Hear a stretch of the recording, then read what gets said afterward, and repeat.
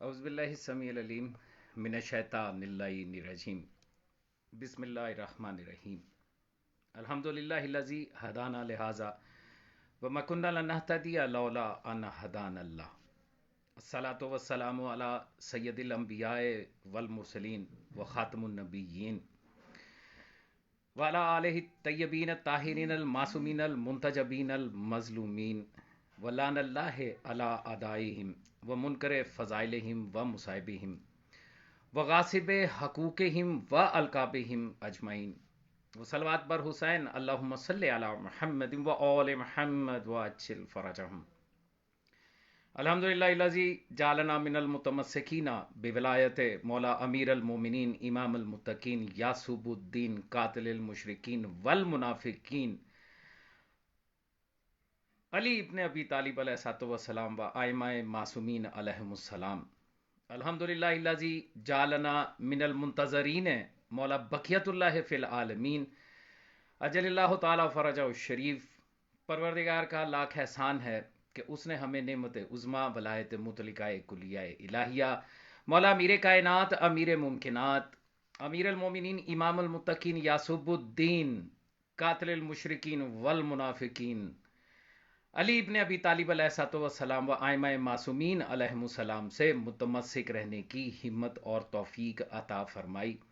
بے شک کہ اگر پروردگار عالم رب محمد و آل محمد علیہ السلام کی ہم پر یہ نظر کرم نہیں ہوتی تو ہم بھی لوگوں کی طرح ضل ہو کر گمراہ ہو کر کسی مدرسے کے ملا کو کسی ملک کے سپریم لیڈر کو آج کا اپنا کل ایمان ولی الامر امام آج کا حسین اور اللہ جانے کیا کیا مانگ چکے ہوتے. یہ جو میں جملہ بولتا ہوتا ہوں کہ یہ پروردگار کا احسان ہے، تو یہ جملہ جو ہے یہ میرا اپنا ذاتی قیاسی جملہ نہیں ہے، بلکہ یہ حدیث معصوم ہے. مولا سے پوچھا گیا کہ مولا آپ کی جو ولایت ہے اس کے بارے میں بتائیے. تو مولا امیر کائنات علیہ الصلوۃ والسلام نے فرمایا کہ ہماری ولایت بہت مشکل ہے، ہمارا امر بہت مشکل ہے. تو سوال کرنے والے نے پوچھا، اس نے کہا کہ مولا آپ کا امر کتنا مشکل ہے؟ تو مولا نے جواب دیا کہ ہمارا امر اتنا مشکل ہے کہ اس کا متحمل نہیں ہو سکتا سوائے ملک مقرب. ملک فرشتے کو کہتے ہیں، یعنی ہر فرشتہ بھی متحمل نہیں ہو سکتا، بلکہ صرف وہ فرشتہ متحمل ہوگا جو اللہ کے قرب میں ہو، یعنی عرش کے قرب میں. اللہ کا قرب تو سوائے محمد و آل محمد ممکن ہی نہیں ہے. محمد و آل محمد کا قرب جو ہے وہ دراصل اللہ کا قرب کہلاتا ہے. اور یہ جو آپ نماز سے لے کے ہر عبادت میں کہتے ہیں نا قربتن اللہ، تو یہ تسلی رکھیے کہ اللہ کا قرب آپ حاصل کر ہی نہیں سکتے، کیونکہ اس کی کوئی جہت نہیں ہے، اس کا کوئی جسم نہیں ہے کہ آپ اس کے قریب چلے جائیں گے اور وہاں جا کے آپ کو تقرب حاصل ہو جائے گا. دراصل محمد و آل محمد علیہ السلام کا قرب اللہ جل جلالہ کا قرب ہے. کس ایسا مومن شیعہ مولائی ماتمی زنجیر زر عزادار کو یہ حدیث یاد نہیں ہے کہ سرکار رسالت مآب صلی اللہ علیہ وآلہ وسلم ایک مرتبہ مسجد نبوی میں تشریف لائے تو کچھ ستارے بیٹھے ہوئے مولا امیر کائنات علیہ الصلوۃ والسلام کی برائیاں کر رہے تھے، تو سرکار رسالت مآب صلی اللہ علیہ وآلہ وسلم نے انتہائی جلال کے عالم میں فرمایا کہ سنو، علی کو برا مت کہو، علی ممسوس فی ذات اللہ ہے، اللہ کی ذات میں علی مس ہے. اور یہی چیز جو ہے اسی وجہ سے مولا امیر کائنات کو جنب اللہ کہا جاتا، یہی وجہ ہے. اللہ کا پہلو، یہ لقب ہے میرے مولا امیر کائنات علیہ السلام کا. تو مولا امیر کائنات علیہ السلام نے فرمایا کہ ہمارے امر کا، ہماری خلافت کا، ہماری ولایت کا، ہماری حقیقت کا متحمل نہیں ہو سکتا ہر فرشتہ سوائے اس کے کہ جس کو ہم نے تقرب عطا کر دیا کہ وہ ہمارے قرب میں رہ سکتا ہے، کیونکہ ان کا قرب اللہ کا قرب ہے. تو ملک مقرب وہ جو محمد و آل محمد علیہ الصلوۃ والسلام کے قرب میں ہے. پھر فرمایا اور نبی مرسل، ہر نبی بھی ہمارا امر برداشت نہیں کر سکتا سوائے اس کے کہ جس نبی کو رسول بنا دیا گیا. اور آپ جانتے ہیں 1,24,000 انبیاء میں سے صرف 313 رسول ہیں، ان میں سے بھی آگے صرف 5 اولی العزم پیغمبر ہیں. تو 1,24,000 انبیاء جو ہیں ان میں سے صرف 313 ایسے ہیں کہ جو امر مولا امیر کائنات علیہ الصلوۃ والسلام و ائمہ معصومین علیہ الصلوۃ والسلام کو برداشت کر سکتے ہیں. اور پھر فرمایا اور مومن ممتحن کے، اللہ اکبر، یعنی مولا امیر کائنات کی ولایت، ائمہ معصومین علیہ الصلوۃ والسلام کی ولایت اتنا بڑا امر ہے کہ ایک مومن ممتحن وہ امر برداشت کر رہا ہے کہ جس کو یا ملک مقرب برداشت کرتا ہے یا نبی مرسل برداشت کرتا ہے. تو پھر مومن ممتحن کا مقام کس مقام پہ ہے، یہ آپ کو سوچنا چاہیے. اچھا، یہ مومن ممتحن سے کیا مراد ہے؟ مومن ممتحن کا پوچھا سوال کرنے والی نے، اس نے کہا مولا یہ مومن ممتحن سے کیا مراد ہے؟ تو مولا نے فرمایا، مولا میر کائنات علیہ السلام نے فرمایا، یہی روایت جو ہے مولا صادق آل محمد سے بھی منقول ہے، آپ بہار الانوار میں جا کے پڑھ سکتے ہیں، آپ اصول کافی باب حجت میں یہ دو حدیث پڑھ سکتے ہیں، یہی آپ علل الشرائع میں بھی پڑھ سکتے ہیں، یہی حدیث آپ کو اصول شریعہ میں بھی مل جائے گی. تو سوال کرنے والے نے کہا مولا مومن ممتحن سے کیا مراد ہے؟ امام نے فرمایا کہ مومن ممتحن سے مراد یہ ہے کہ جس کے قلب کا امتحان خود اللہ جل جلالہ نے ہمارے ولایت اور ایمان کے ساتھ لے لیا ہو. یعنی وہ مومن کہ جس کے قلب کا امتحان محمد و آل محمد علیہ السلام نے نہیں بلکہ خود اللہ جل جلالہ نے لیا ہو اور اس قابل سمجھ لیا ہو اور اس نے اپنے آپ کو اس قابل ثابت کر دیا ہو کہ مولا امیر کائنات علیہ السلام اور ائمہ معصومین علیہ السلام کی ولایت اور ان کا امر اس کے قلب میں محفوظ رہ سکے، وہ ہے مومن ممتحن. تو یہ جو میں جملہ بولتا ہوں اپنی ابتدا میں کہ یہ اللہ جل جلالہ کا لاکھ احسان ہے کہ اس نے ہمیں ولایت معصومین علیہم السلام سے متمسک رہنے کی ہمت اور توفیق عطا فرمائی، تو یہ اسی حدیث کی وجہ سے میں جملہ بولتا ہوں. کچھ لوگوں نے مجھ سے پوچھا تھا کہ آپ جو یہ کہتے ہیں تو آپ جو کیسے کہتے ہیں، تو میں نے آج اس کی وضاحت کر دی. اچھا، اصل جو مجھے گفتگو کرنی ہے وہ میں اس گفتگو کے بعد کروں گا، جو پوسٹ مارٹم کے حوالے سے میں نے پوسٹ لگائی وہ اس کے بعد کروں گا. میرے کچھ احباب ہیں، کچھ دوست ہیں، اندرون ملک بھی ہیں، بیرون، آپ جانتے ہیں کہ الحمدللہ پوری دنیا سے ایسے لوگ ہیں جو میری بات سنتے ہیں، گفتگو سنتے ہیں، میری باتوں کے اوپر کرٹیسزم کرتے ہیں، تنقید بھی کرتے ہیں، داد بھی دیتے ہیں، سوال جواب بھی کرتے ہیں کہ آپ نے فلاں موقع پہ یہ بات کہی ہے یا آپ نے فلاں جگہ پہ یہ بات کہی ہے، اس کی دلیل کیا ہے. اگرچہ میری کوشش ہوتی ہے کہ میں ہر ویڈیو میں جو بات کہوں اس کی دلیل ساتھ دے دوں. معصوم کا فرمان اور قرآن پاک کی آیت یہی میرے دلائل ہوتے ہیں. اپنے زن اور قیاس سے میں گفتگو کرنے کا عادی ہوں ہی نہیں، یہ بات آپ اچھے طریقے سے جانتے ہیں. تو ان میں سے بہت سارے دوستوں نے مجھ سے تقریباً ایک ہفتے سے یہ سلسلہ مسلسل چل رہا ہے، اور اس میں بالخصوص ایک بھائی ہے، دوست ہے، حسین عباس، وہ ٹورانٹو میں ہوتے ہیں. انہوں نے مجھے اس کے اوپر بہت چھتوں بند کے ساتھ جو ہے وہ موٹیویٹ کیا. انہوں نے کہا کہ سید آپ کی بات جو آپ نے کہی وہ بات یا تو لوگوں کو سمجھ میں نہیں آ رہی یا وہ بات کو سمجھنا چاہ نہیں رہے، اور اس کی شاید وجہ یہ ہے کہ آپ کی جو گفتگو ہوئی تقی ہاشمی کے ساتھ تشہد نماز کے عنوان کے ساتھ، اس میں جو کچھ آپ نے کہا وہ جملے ایسے ہیں کہ اس سے بہت سارے لوگ جو ہیں وہ الجھن کا شکار ہیں. تو آپ ایک ویڈیو، مختصر سی ویڈیو ایسی بنائیں کہ جس میں آپ اپنا موقف جو آپ نے 3 4 5 4 قسطوں میں آپ نے مختلف جگہوں کے اوپر آپ نے وہ موقف دیا ہے، تو اس کی مکمل اور بھرپور وضاحت کر دیں. کیونکہ کئی مولائی ایسے ہیں کہ جو آپ کی ان باتوں کے ساتھ ناراض ہے، وہ یہ سمجھ رہے ہیں کہ آپ نے یہ کہا ہے کہ مولا میر کائنات علیہ الصلوۃ والسلام کی نعوذ باللہ ولایت مستحب ہے. اللہ یعذ باللہ. یہ اس بات کو میں نے اس وقت بھی جب یہ بات ہوئی تھی تو بڑا کلیئرلی میں نے یہ بتایا تھا کہ مولا میر کائنات علیہ الصلوۃ والسلام کی ولایت اور نماز کے تشہد میں اس کا اقرار دو مختلف چیزیں ہیں. جو شخص یہ کہتا ہے کہ نعوذ باللہ میں نے یہ کہا ہے کہ ولایت مستحب ہے تو وہ غلطی پہ ہے. میں نے ایسا نہیں کہا اور میں ایسا کہہ ہی نہیں سکتا. تقی ہاشمی کے ساتھ نماز کے تشہد پہ گفتگو میں عنوان پر بحث کرنے کا مطلب ہی یہ تھا کہ تقی ہاشمی سیستانی کا مقلد ہیں، وہ اس نظریے کے قائل ہیں کہ جو یہ گواہی نماز میں دیتا ہے وہ تیسرے سجدے کے مصداق ہے نعوذ باللہ، اور اس سے نماز باطل ہو جاتی ہے. اب اگر انٹرنیشنل میڈیا کے اوپر بیٹھ کے اصفہان میں شہباز نقوی ایران میں بیٹھا ہوا ہے، نجف میں جو ہے وہ تقی ہاشمی بیٹھا ہے، میں پاکستان میں بیٹھا اس کی آنکھوں میں آنکھیں ڈال کے بات کر رہا ہوں، بحث کر رہا ہوں کہ نماز باطل نہیں ہوتی، تو اول تو اسی سے سمجھ جانا چاہیے تھا تمام ملائیوں کو کہ میں اس سے بحث ہی اس بات پہ کر رہا ہوں کہ نماز باطل نہیں ہوتی۔ اب اگر باطل نہیں ہوتی تو پیچھے دو ہی چیزیں بچتی ہیں، ایک نماز کی گواہی دی جا سکتی ہے، نماز کے تشہد میں مولا میر کائنات ائمہ معصومین علیہ السلام کی گواہی دی جا سکتی ہے، یہ تو ثابت ہو گیا، ورنہ میں تقی ہاشمی کے ساتھ بحث کیوں کرتا؟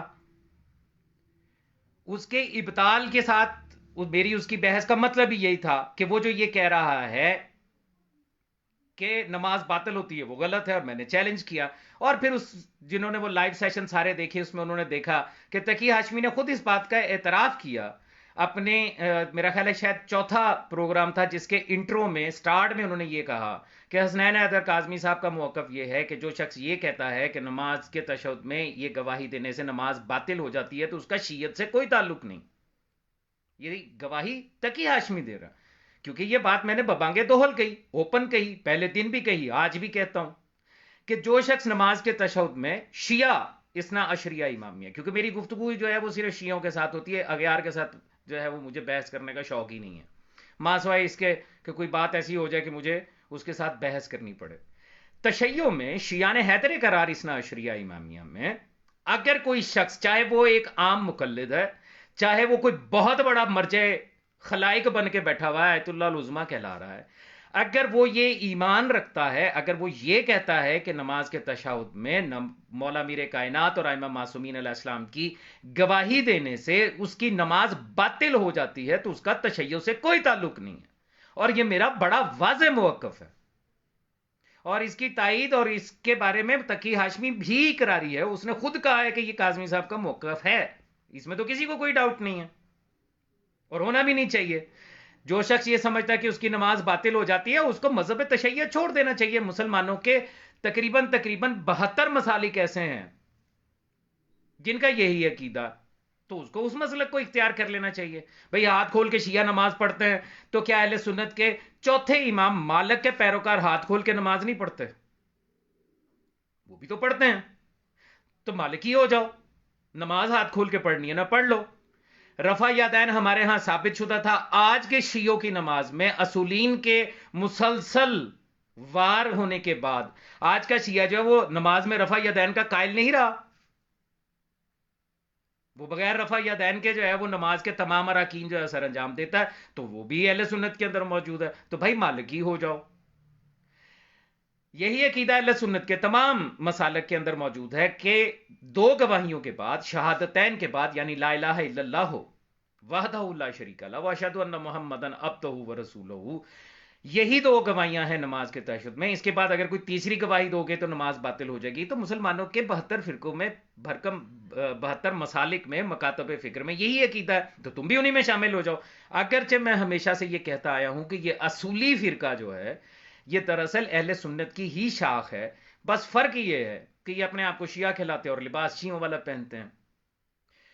یہ مکسچر ہیں اصولی، یعنی جو آغا خانی ہیں ان کے اندر امامت چل رہی ہے، ان کا آغا خان ان کا امام ہوتا ہے، وہ اپنا امام حق جو ہے وہ منتخب کرتے ہیں، ایک کے بعد دوسرا امام بناتے ہیں۔ حضرت اسماعیل ابن امام صادق علیہ محمد علیہ السلام کے پیروکار ہیں، لیکن حضرت اسماعیل کو انہوں نے امام مانا مولا امام موسیٰ کاظم علیہ السلام کے مقابلے پہ، اور پھر اس کے بعد سے آج تک ان کے اندر امام چل رہے ہیں۔ اسی طرح برہانی فرقہ ہے، ان کے اندر جو ہے وہ اپنا امامت کا سلسلہ ہے۔ اسی طرح قادیانی فرقہ جن کے بارے میں یہ ہے کہ جی وہ نبوت کے اختتام کے قائل نہیں، وہ اپنا نبی جو ہے وہ بناتے ہیں اور پھر اس کے بعد اب خلیفے چل رہے ہیں اس کے، تو یہی کچھ تو اصولی فرقے کے اندر بھی ہے، ان کا بھی یہی کہنا ہے کہ امامت ختم نہیں ہوئی، امام خمینی، امام خامنائی، امام سیستانی، امام فلاں، امام دھماکہ۔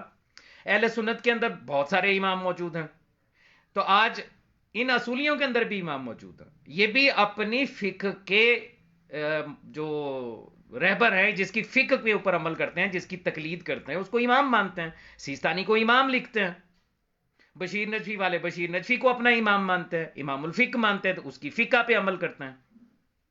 ٹھیک ہے، تو آپ جو ہیں جو یہ سمجھتے ہیں کہ نماز باطل ہو جاتی ہے وہ ان میں سے کسی فرقے میں چلے جائیں، ہمیں تو کوئی اعتراض نہیں ہے، لیکن جو شیعہ ہے جو اسنا اشریہ امامیہ ہے، اس کی نماز اور مولا میرے کائنات کی ولایت کے ذکر سے باطل ہو جائے، پاسبل ہی نہیں ہے، ممکن ہی نہیں ہے۔ ہماری تو ہر عبادت تحت ولایت مولا امیر کائنات علیہ الصلوۃ والسلام اور ائمہ معصومین علیہ السلام ہے۔ ہمارے گھر میں تو غمی اور خوشی اس وقت تک نہیں ہوتی جب تک ہم اپنے مولا کا تذکرہ نہیں کر لیتے، یا ان کے مصائب کا تذکرہ نہیں کر لیتے، یا ان کا جو ہے فضائل کا تذکرہ نہیں کر لیتے۔ ہم اپنے گھروں میں اپنے بچوں کی شادیاں نہیں کرتے جب تک کہ ہم جناب قاسم کی اور جناب علی اکبر کے نام کی مجلس نہیں بپا کر لیتے۔ ہم تو ان سے جدا نہیں ہیں، ہماری تو ہر شے ان سے متمسک ہے۔ تو ایک بات تو یہ ہو گئی۔ دوسری بات، دوسرا جو، چونکہ میں نے یہ کہا کہ جو باطل کہتے ہیں ان کا تشیع سے کوئی تعلق نہیں ہے، میرا بڑا واضح موقف ہے، کسی کو مت اچھا لگے برا لگے جو بھی لگے، مجھے اس کی کوئی پرواہ نہیں ہے۔ اس کے بعد باقی بچتا ہے کہ جب نماز باطل نہیں ہوتی، اور مزے کی بات یہ ہے کہ تقی ہاشمی نے اس بات کو تسلیم کر لیا ہے۔ مصیبت یہ ہے کہ لوگ سنتے زیادہ ہیں، لوگوں کی دیکھتے کم ہیں۔ میرے یوٹیوب چینل کے اوپر، اس پیج کے اوپر، وہ سارے جتنے بھی گفتگو میری تقی ہاشمیہ سے ہوئی، وہ پوری کی پوری جو ہے وہ یہاں پر موجود ہے۔ اس کو دیکھو تو صحیح، اس کو کھولو تو صحیح کہ بات ہو کیا رہی ہے، بات ہوئی کیا ہے۔ تقی ہاشمی نے اس بات کا اعتراف کیا کہ اگر کوئی تقلید میں رہتے ہوئے کسی ایسے مرجے کی تقلید میں ہے جس نے اس گواہی سے نماز کو ابطال نہیں کہا اور وہ یہ گواہی دیتا ہے تو اس کی نماز ہو جائے گی۔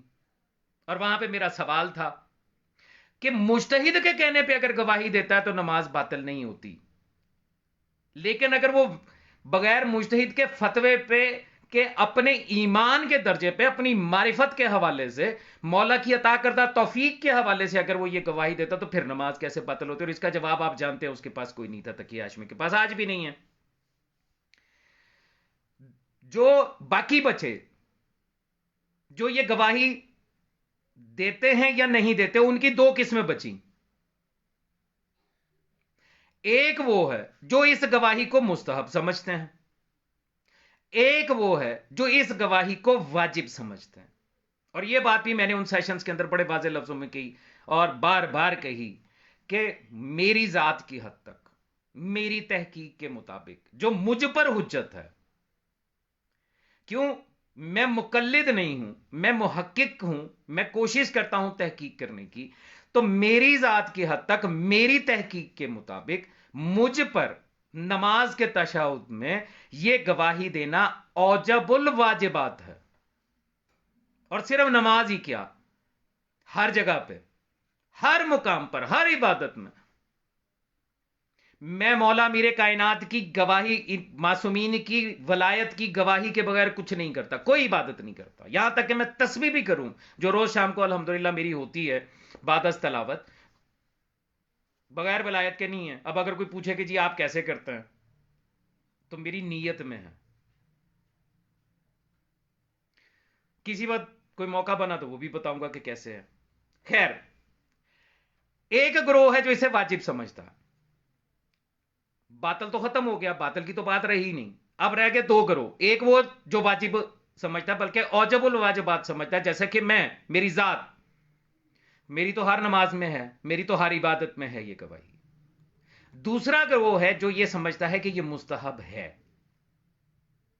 اب مستحب کہنے والوں کی آگے پھر دو چیزیں نکلتی ہیں، دو قسمیں بنتی ہیں۔ ایک گروہ وہ ہے جو مستحب سمجھ کے یہ گواہی دیتا ہے اپنی نماز کے تشہد میں، اور دوسرا گروہ ہے جو یہ گواہی نہیں دیتا۔ اس معاملے کے اوپر میں نے ایک جملہ بولا جس کے اوپر ایک طوفان کھڑا ہو گیا، حتیٰ کہ وہ جملہ اگر پورے سیاق و سباق کے ساتھ سنا جاتا اور اسی پروگرام میں سنا جاتا تو شاید یہ اتنا طوفان کھڑا نہیں ہوتا۔ میں نے یہ بات کہی تھی، ببانگے دوہل گئی تھی، اور وہی جملہ منو ان دوہرا رہا ہوں جو اس وقت کہا تھا، وہی جملہ پھر بول رہا ہوں۔ وہ جملہ یہ تھا کہ غیبت کبریٰ کے اس دور میں، غیبت کبریٰ کے اس دور میں، تقیہ کے عالم میں لکھی گئی کتب احادیث کو دیکھتے ہوئے ان کی بنیاد پر کوئی شخص یہ ثابت نہیں کر سکتا کہ یہ گواہی نماز کے تشہد میں معصومین نے واجب کی ہو. سمجھ آئی جملے کی؟ غیبت کبریٰ میں تقیہ. آپ کیا سمجھتے ہیں آج جو من لا یحذر الفقیہ آپ کے پاس ہے، اس کے اوپر تقیہ کی اس دور کا کوئی اثر نہیں ہے؟ کیا اس کی ساری حدیثیں ٹھیک ہیں؟ شیخ صدوق نے اپنی کتاب میں لکھا، من لا یحذر الفقی میں یہ لکھا کہ وہ لوگ جو اذان میں مولا میر کائنات کی ولایت کی گواہی دے رہے ہیں، میرے نزدیک وہ غلطی پہ ہیں. کیا نہیں لکھا ہوا؟ تو جس شیخ صدوق نے یہ بات اپنا رائے، اپنا اوپینین اس نے اپنی کتاب میں یہ دیا کہ جو اذان میں بھی یہ گواہی دیتا ہے تو وہ باطل پہ ہے، وہ غلط ہے، اس سے آپ توقع کرتے ہیں کہ وہ من لا یحذر الفقی میں آپ کو وہ حدیث لکھ کے دے دے گا کہ جس سے یہ ثابت ہو جائے کہ یہ گواہی واجب ہے؟ کبھی بھی نہیں، سوال ہی پیدا نہیں ہوتا. تو اگر میں نے یہ جملہ بولا کہ آج کی جو احادیث کی کتب ہے ان کے ذریعے اگر آپ یہ کہیں کہ اس کو واجب ثابت کیا جائے تو نہیں کیا جا سکتا. اور بڑے بڑے آپ کے ملائی مناظر جو ہیں انہوں نے بڑی بڑی کوششیں کر کے دیکھی. میں نے بھی چیلنج کیا کہ جناب اگر کوئی ثابت کر سکتا ہے کہ واجب ہے احادیث کی ان کتابوں میں سے جو اصولیوں کے ہاتھوں سے ہوتی ہوئی ہمارے تک پہنچی ہیں، تقیہ کے دور سے گزر کے پہنچی ہیں، جن میں تحریفات کی بھرمار ہو گئی ہوئی ہے، ان میں سے آپ ولایت میر کائنات کی ولایت کے عظما کے بارے میں کوئی گواہی ایسی دکھا سکتے ہیں، کوئی حدیث ایسی دکھا سکتے ہیں کہ جس میں مولا نے یہ کہا ہو کہ جو شخص اپنی نماز کے تشہد میں یہ گواہی نہیں دے گا اس کی نماز بھی باطل ہوگی اور وہ حرام زادہ؟ نہیں دکھا سکتے، ہے ہی نہیں. آپ کیا سمجھتے ہیں کہ یہ بات کرنے سے پہلے، تقی ہاشمی سے گفتگو کرنے سے پہلے کیا میں نے تحقیق نہیں کی؟ کیا میرے یوٹیوب چینل سے لے کے میرے اس پیج کے اوپر میری وہ ویڈیوز موجود نہیں ہیں جس میں میں نے 30 سے زائد کتب دکھائیں، وہ کتب دکھائیں جن کی چاپ جو ہے وہ قلمی نسخوں سے ہوئی ہوئی ہے، یعنی جن کا پرنٹنگ کا انداز ہی ایسا ہے کہ وہ قلمی نسخوں والا ہے. اس میں میں نے وہ حدیث دکھائی، اس میں میں نے وہ تشہد دکھائے کہ جس میں مولا میر کائنات کی ولایت موجود ہے، مولا صادق آل محمد کا تعلیم کردہ. وہ ان کتابوں کے نام لے لے کے وہ کتابیں دکھائی ہوئی ہیں. اگر کسی کو دیکھنی ہے تو اس گفتگو کے بعد، آج کے اس سیشن کے بعد میں وہ یہاں پہ دوبارہ لگا دوں گا، آپ وہ ویڈیوز بڑے تسلی کے ساتھ، سکون کے ساتھ دیکھیے گا. سب کتابیں میں نے دکھائی ہیں، اور یہاں سے لاہور سے کم از کم کوئی 300-400 کلومیٹر دور جا کے کسی جگہ پہ بیٹھ کے جہاں پہ وہ کتب موجود تھی وہاں پہ بیٹھ کے وہ کتابیں دکھائی ہوئی. لیکن جو حقیقت ہے وہ حقیقت ہے. سرکار صادق آل محمد علیہ الصلوۃ والسلام کی ایک حدیث جس میں آپ یہ فرماتے ہیں کہ صحابی نے، مومن نے سوال کیا کہ مولا آپ نے تشہد کی کسی ایک عبارت کو واجب قرار کیوں نہیں دیا؟ تو سرکار صادق آل محمد علیہ السلام فرماتے ہیں کہ اگر ہمیں تمہاری ہلاکت کا ڈر نہ ہوتا تو ہم اسے واجب قرار دے دیتے. اچھا یہ متفق کا اعلیٰ ہے، اس کی سند بھی ٹھیک ہے. یہ جو اصولی کہتے ہیں صحیح السند لے کے آؤ، اس کے حساب سے اس کی سند بھی ٹھیک ہے. اب یہ حدیث بذات خود اس بات کی دلیل ہے کہ سرکار صادق آل محمد فرما رہے ہیں کہ اگر ہمیں تمہاری ہلاکت کا ڈر نہ ہوتا تو ہم تشہد کو واجب کر دیتے. اس کا مطلب یہ ہے کہ تشہد کی کسی ایک عبارت کو معصوم نے واجب قرار نہیں دیا. اور یہی بات میں نے کہی. کیا غلط کہا میں نے؟ کیا میں نے جو بات کہی مولا صادق آل محمد علیہ السلام کی بات سے الگ تھی، ہٹ تھی؟ مولا نے بھی تو یہی فرمایا کہ تمہاری ہلاکت کا ڈر نہ ہوتا تو واجب قرار دے دیتے. اس کا مطلب بھی یہی ہے کہ تشہد کی کوئی ایک عبارت جو ہے وہ واجب نہیں ہے. اور پھر اصولیوں کے پاس شہادتین سے متعلق اتنی ساری حدیثیں جو ہیں انہوں نے اکٹھی کر کے رکھی ہوئی ہیں، اگرچہ انہوں نے جو حدیثیں شہادتین کے عنوان سے اکٹھی کر رکھی ہیں وہ بھی ضعیف ہیں، ان کے علم الرجال کے تحت ضعیف ہیں. اس کے اوپر بھی الحمدللہ میرے پاس مواد موجود ہے کہ جس سے ثابت ہوتا ہے کہ جس کلیے سے وہ اس حدیث کو رد کرتے ہیں جس میں مولا نے تشہد کی عبارت میں اپنی ولایت کو بتایا ہے، اسی کلیے کے تحت ان کی شہادتین والی جو احادیث ہے وہ ساری کی ساری جو ہے وہ ضعیف ثابت ہوتی ہیں. کیونکہ سرکار صادق آل محمد نے فرمایا کہ اگر تمہاری ہلاکت کا ڈر نہیں ہوتا تو کوئی ایک عبارت واجب کر دیتے. تو نہ شہادتین کو صرف واجب قرار دیا، نہ مولا میر کائنات اور ائمہ معصومین علیہ السلام کی ولایت جو ہے اس کو واجب قرار دیا، بلکہ یہ کہا جب اس نے پوچھا صحابی نے، یہ ملا یزر الفقی کے اندر یہ حدیث موجود ہے، جب صحابی نے پوچھا مولا صادق آل محمد علیہ السلام سے کہ مولا کیا اگر میں نماز میں آپ کے نام لے لوں، تو فرمایا اجملہم، اجمال کے ساتھ لو. اور اجمال کے دو ہی معنی ہیں کہ یا سب کے نام لو یا خوبصورتی سے نام لو، دونوں کا مطلب ایک ہی ہے کہ ہاں لے سکتے ہو.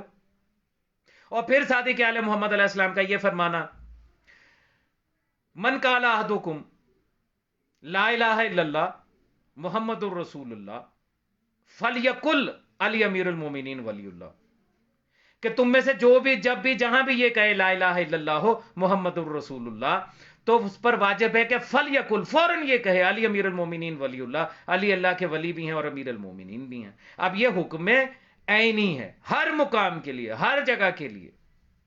کوئی جگہ ایسی نہیں ہے جہاں پر اس حکم کا اطلاق نہ ہو. تو امام نے یہ نہیں کہا کہ سوائے نماز کے تشہد کے، امام نے کہا جب بھی جہاں پہ بھی یہ کہو. تو میرے لیے تو یہ بھی کافی تھی، اسی لیے میں دیتا ہوں یہ گواہی اپنی نماز میں. ٹھیک ہے جی، ایک بات ہو گئی. جب میں نے یہ کہا کہ مولا کی طرف سے واجب نہیں ہے، توفیق کے اوپر ہے، اس غیبت کبریٰ میں یہ گواہی جو ہے مولا کی طرف سے واجب نہیں ہے، تو ایک طوفان کھڑا ہو گیا. حتیٰ کہ اس غیبت کبریٰ میں ایسے بہت سے فروعات دین میں سے واجبات ہیں کہ جو اللہ کی طرف سے واجب ہے، فرض ہے، قرآن حکیم میں اس کی آیات موجود ہیں، لیکن ہم شیعان حیدر کرار اثنا عشریہ امامیہ کے نزدیک وہ مشروط ہے ظاہری موجودگی ہے حجت خدا مولا بقیت اللہ فی العالمین اجل اللہ تعالی فرجہ شریف سے. جب تک وہ نہیں ہوں گے تب تک وہ واجبات جو ہے وہ ہمارے لیے مستحب رہیں گے، ہم پر وہ ان کی ادائیگی نہیں ہے. مثال کے طور پر جہاد واجب ہے، جہاد بالسیف، قرآن حکیم بھرا پڑا ہے جہاد کی آیات سے، لیکن ہمارے ہاں شیعان حیدر کرار اثنا عشریہ امامیہ کے عقیدے کے مطابق جہاد صرف حجت خدا کی موجودگی میں ہو سکتا ہے کہ جب وہ کہیں کہ جہاد کرو. ان کے علاوہ کسی کو حق حاصل نہیں ہے کہ وہ یہ فتویٰ دے سکے کہ جہاد کرو، اور کسی کے فتوے پہ جہاد ہو بھی نہیں سکتا. تو یہ اللہ کی طرف سے واجب ہے، لیکن اس دور غیبت کبریٰ میں اس کو آپس ساکت کر دیا گیا، ساکت ہے، نہیں کر سکتے آپ جہاد. ہاں دفاع کا حق رکھتے ہیں، اپنے دفاع میں تلوار اٹھا سکتے ہیں، کسی پہ چڑھائی نہیں کر سکتے.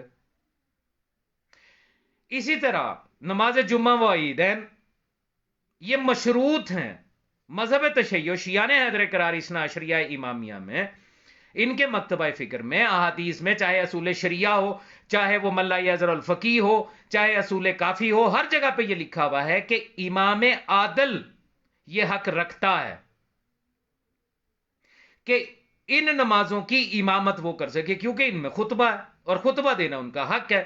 یہی وجہ ہے کہ مولا امام زین العابدین علیہ السلام کی دعاؤں کا مجموعہ جو ہے صحیفہ کاملہ، اس کے اندر نماز دعائے عید الاضحیٰ و جمعہ کے عنوان کے ساتھ جو دعا موجود ہے، اس میں مولا زین العابدین علیہ السلام، مولا سجاد علیہ السلام فرما رہے ہیں بار الہ یہ حق، یعنی خطبہ نماز جمعہ و عیدین.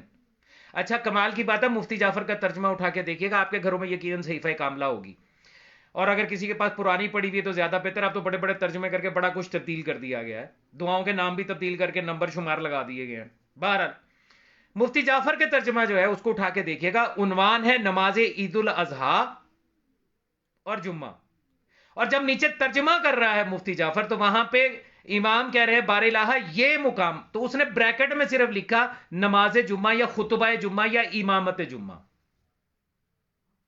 حتیٰ کہ امام کی اس دعا کا عنوان ہی نماز دعائے عید الاضحیٰ و جمعہ ہے، یعنی عید کی امامت بھی اور جمعے کی امامت بھی، دونوں کے بارے میں امام فرما رہے بار الہ یہ مقام تیرے برگزیدہ بندوں کا حق تھا، یعنی ہمارا حق تھا، ہم جو حجتان خدا ہیں، لیکن ہم دیکھ رہے ہیں کہ یہ حق ہم سے چھین لیا گیا، اور کیسے تیرے احکام کو اور یہ آپ وہ جملے پڑھ سکتے ہیں صحیفہ کاملہ کے اندر موجود ہیں.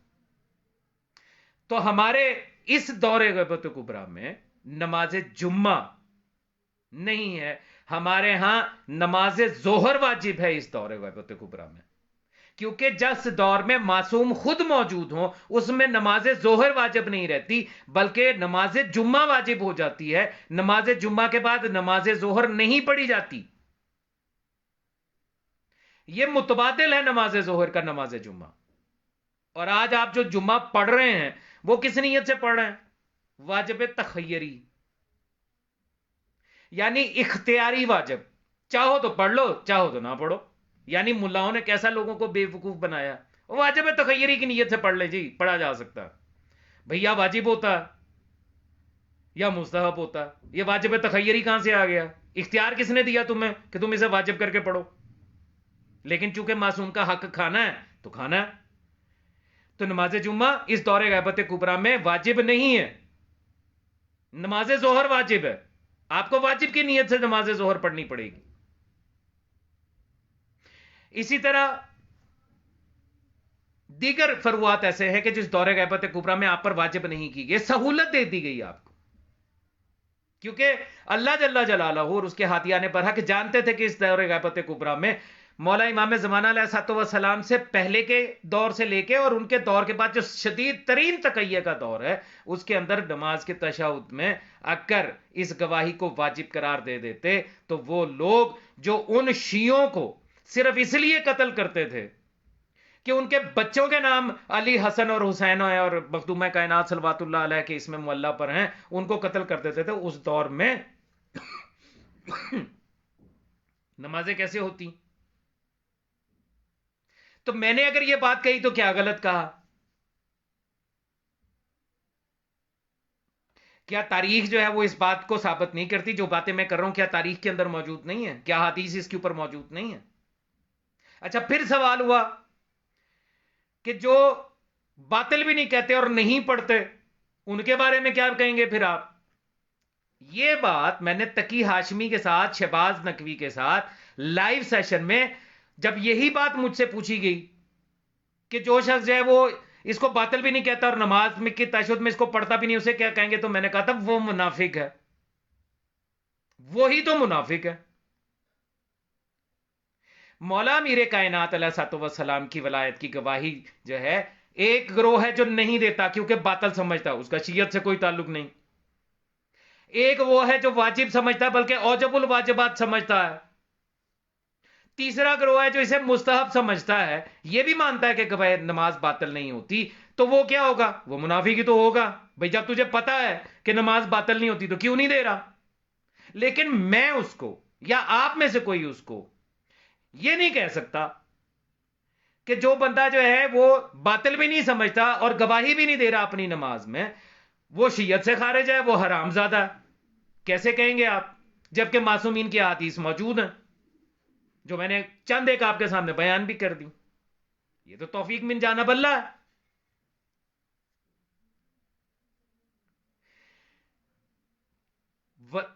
سرکار صادق علیہ محمد علیہ السلام کے پاس ایک شخص آیا اور اس نے آ کے کہا کہ مولا میں نماز میں جو ہے وہ آپ کی اس میں گرامی لے لوں؟ آپ نے کہا لے لے۔ اس کے دیکھا دیکھے ایک اور شخص بولا، اس نے کہا مولا کیا میں بھی لے لوں؟ آپ نے کہا نہیں۔ اس نے کہا مولا یہ کیا بات ہوئی؟ اسے آپ نے اجازت دے دی، مجھے کہہ رہے ہیں کہ نہیں۔ تو مولا نے فرمایا اس لیے کہ تو شک کر رہا، تو شک سے پوچھ رہا ہے کہ میں لے لوں یا نہ لوں، تو مت لے۔ قلب کی طہارت کا نام ہے یہ، گواہی عرفان کا نام ہے، معرفت کا نام ہے، ہر ایک کے نصیب میں کدھر سے ہے یہ؟ تو میرا موقف جو ہے وہ انتہائی واضح ہے، اور میں خدا کی قسم، مولا کی قسم کھا کے کہہ رہا ہوں۔ میں نے اس کو جو ٹورنٹو میں میرا بھائی ہے اس کو بھی میں نے یہ بات کہی تھی کہ مجھے جو کہنا تھا میں کہہ چکا، مجھے کسی کو صفائی نہیں دینی۔ میں اپنے مولا کی بارگاہ میں، میرا ضمیر مطمئن ہے کہ میں نے کوئی غلط بات نہیں کہی، میں نے معصوم کی روایت سے ہٹ کے کچھ نہیں کہا۔ واضح لفظوں میں کہا جو باطل کہتے ہیں، چاہے وہ سیستانی ہو یا سیستانی کا ابا ہو اور اس کے مقلد ہو یا کوئی بھی ہو، ان کا شیعت سے کوئی تعلق نہیں۔ بڑا واضح موقف۔ جو جن کے نزدیک حجت تمام ہوگی، جن کو ایک حدیث ایک آیت بھی سمجھ میں آ گئی، ان پر یہ گواہی واجب ہے، وہ اوجب سمجھ کے دیتے ہیں۔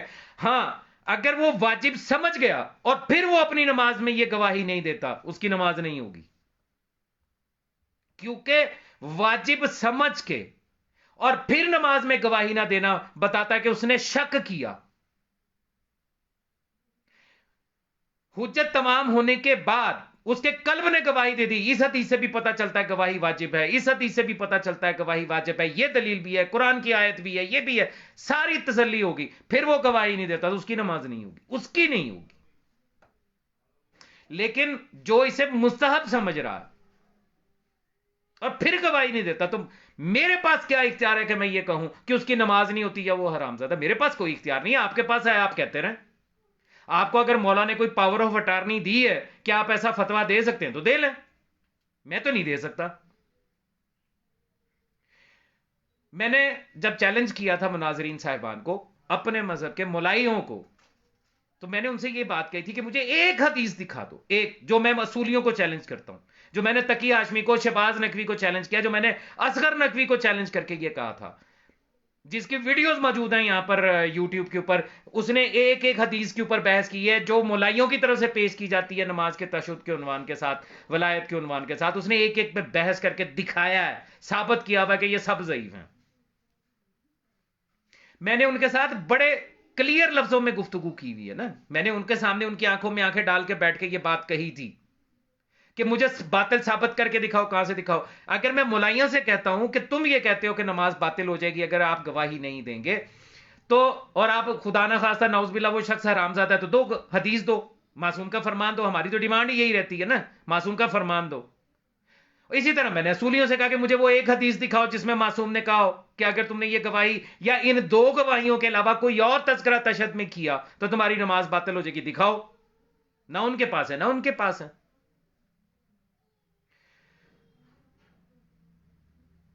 اتنی گفتگو جو ابھی تک میں نے آپ کے سامنے کی, اس کے بعد توقع رکھیے گا کہ اس موضوع کے اوپر میں مزید کوئی گفتگو نہیں کروں گا. کوئی مجھ سے راضی ہوتا ہے بسم اللہ, کوئی راضی نہیں ہوتا, ناراض ہوتا ہے بسم اللہ.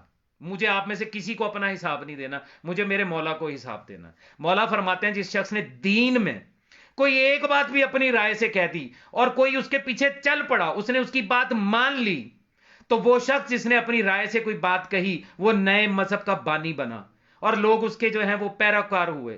اور ایسا شخص اگر خود کو درخت, بسار الدرجات میں یہ حدیث موجود ہے, اگر ایسا شخص دھوپ میں اپنے آپ کو درخت کے ساتھ زنجیروں کے ساتھ باندھ لے اور بھوکا پیاسا تڑپ تڑپ کے جان دے دے اور یہ توقع کرے کہ اللہ اسے معاف کر دے گا, تو اللہ اسے معاف نہیں کرے گا تب تک کہ جتنے لوگوں نے اس کی پیروی کی ہے, اس کی بات کو مان کے اس کے اوپر عمل کیا ہے, وہ سب کے سب توبہ نہ کریں. تو الحمدللہ مولا مجھے معاف کریں, مولا مجھے اس دن سے بچائیں کہ جس دن میں کوئی بات اپنے پاس سے ایسی کہوں کہ لوگوں کی واہ واہ تو لے لوں لیکن اللہ کی بارگاہ میں اور معصوم کی بارگاہ میں مجرم بن جاؤں, ایک نئے دین کا بانی بن جاؤں. استغفر اللہ ربی واتوب الیہ. میں نے اپنی تحقیق آپ کے سامنے رکھی ہے, آپ مجھ سے اتفاق کرتے ہیں بسم اللہ, نہیں کرتے ہیں اختلاف کا حق آپ کے پاس ہے, دلیل کے ساتھ بات کریں.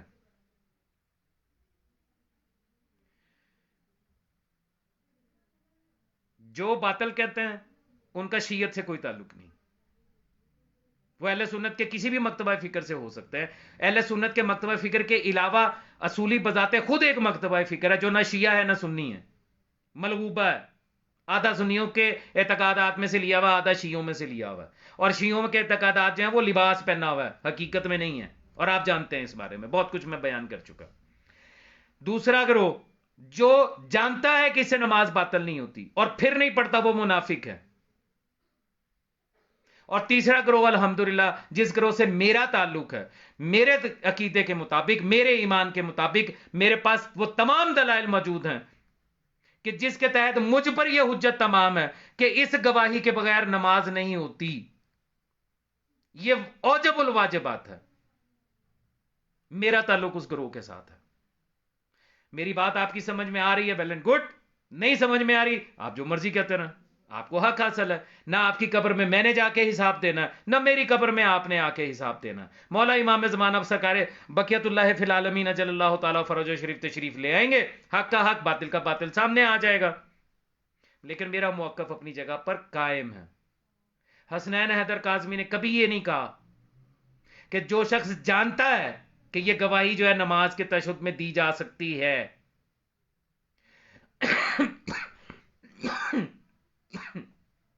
اور پھر وہ یہ گواہی نہیں دیتا تو وہ بھی مومن ہے. حسنین حیدر کاظمی نے یہ کہا جو یہ جانتا ہے کہ گواہی دی جا سکتی ہے اور باطل نہیں ہوتی اور پھر گواہی نہیں دیتا وہ منافق ہے. اور اس سے بڑا منافق وہ ہے جو نماز ہی نہیں پڑھتا اور بحث بڑی کرتا ہے کہ نماز کے تشہد میں یہ گواہی دی جا سکتی ہے. وہ اس سے بھی بڑا منافق ہے. ٹھیک ہے بھائی جان. جن دوستوں نے مجھے اصرار کیا تھا کہ آپ ایک سیشن اس کے اوپر کریں, اپنا موقف واضح کریں, میں نے ان کی فرمائش پوری کر دی. وہ تمام گفتگو جو تقی ہاشمی کے ساتھ میری ہوئی, جن سیشنز میں ہوئی, جو بات بھی تشہد کے عنوان کے ساتھ ہوئی, وہ ساری کی ساری میں یہاں پہ دوبارہ شیئر کر دوں گا پیج کے اوپر, میرے یوٹیوب چینل کے اوپر موجود ہے. وہاں جائیے, وہاں جا کے سن لیجئے کہ جو باتیں میں نے آج کہی ہیں کیا یہی باتیں میں نے اس وقت کہی تھیں یا نہیں کہی تھیں. ٹھیک ہے. تھوڑی دیر کے بعد حاضر خدمت ہوتا ہوں ان ویڈیوز کے ساتھ جن کا آج مجھے پوسٹ مارٹم کرنا. ٹھیک ہے جی. مولا آپ سب کو اپنے حفظ و مان میں رکھیں. تقریباً اس وقت 10:15 ہوئے ہیں. 5 سے 10 منٹ کے بعد, یعنی 25 منٹ پر, میرے پاس جو گھڑی ہے اس کے مطابق 10:25 پہ انشاءاللہ آپ کی خدمت میں پھر حاضر خدمت ہوتا ہوں. تب تک یہ علیہ السلام.